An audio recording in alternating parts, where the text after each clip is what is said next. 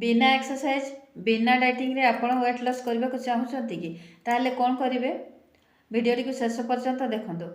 प्रत्येक दिन सकाळू उठी सारला परे गोटे चमच जीरा, गोटे चमच जुआणी, गोटे खंडे दालचीनी आ गोटे खंड अदा ताकू बहुत भल भाव में 2 ग्लास पानी नेकी फुटातु गोटे ग्लास रहिबा पर्यंत।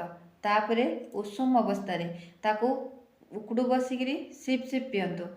देखिए आपण 7 दिन पियंतु निश्चित भाव में आपणकर रिजल्ट आपण पाई परिबे।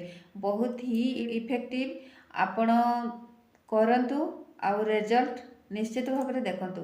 आउ जेहेतु आप बिना परिश्रम रे वेट लॉस करबा को चाहूछंती ताहले निश्चित भाव में आपण को टिके टाइम देबा को पड़िबो। वेट लॉस करबाटा गोटे जर्नी जेहेतु आपण गोटे दिन रे वेट गेन करि जाई नाहंती ठीक सेमिति आमर जहाँ भी रेमेडी आपण यूज करूछंती गोटे दिन रे आपणकर वेट लॉस हो जिवो नाही। तो सेति पे आपण को टिके धैर्य धरिकी टाइम देबा को पड़िबो।